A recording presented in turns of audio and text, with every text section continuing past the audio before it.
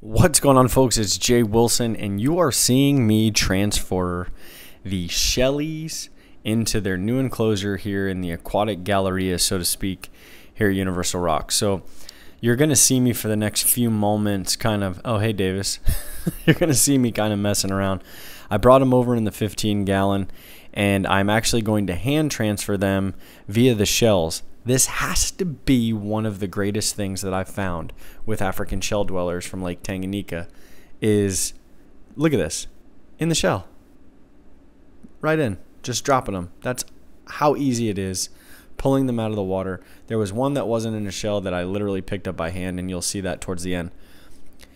I love these fish for a few reasons. One, they seem to be pretty easy maintenance, but I also find their personalities far beyond any other fish.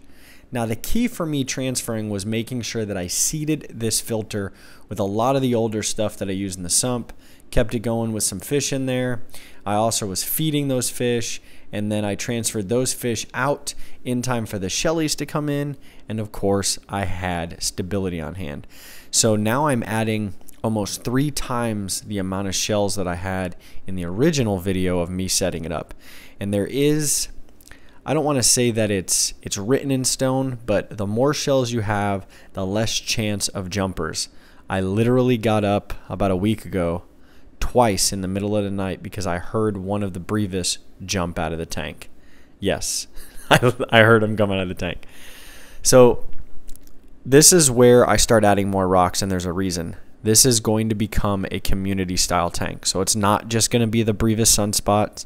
I want to get a nice little community. I want to get some pop of color in there, and I'm already working towards that, and we will do an unboxing video when that happens. Oops, I almost forgot. The rock just kind of did its own thing. So when you're looking for African shell dwellers, you want to make sure that you have a lot of space, floor space. I don't know what I'm doing. I think I'm just, yeah, there was a leak over there, so we had to fix it. With African shell dwellers, you have to make sure you have more bottom space than you do top space because, well, they don't utilize it, so it's a lot of wasted space. So the recommended size aquarium to start would be 15 gallons.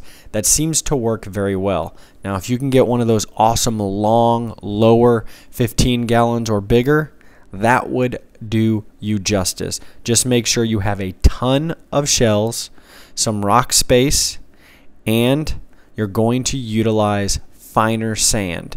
I'm utilizing a pool filter style sand, even though it's not pool filter sand. That's the best description I could give you.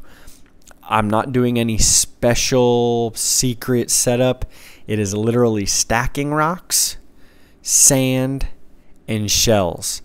This is, however, filtered by an FX4 that was given to us at the Aquatic Experience from Fluval.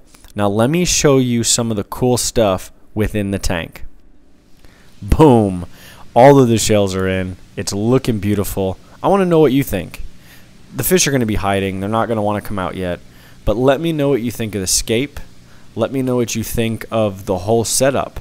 What would you do differently? It's okay if my setup is not exactly what you would do. I mean, that's kind of the keys of fish keeping. So this was an update on me transferring them all, showing you how I set it up, adding way more shells. Stephanie Campbell, I hope you're enjoying the more shells. And then we're going to be adding the fish as we get closer to the end. Let me show you a couple of still shots, and then we'll end this video, and you can enjoy the rest of your day. How beautiful is that image? Folks, thank you so much for watching, liking, disliking, commenting, sharing. You know what's next. Holla!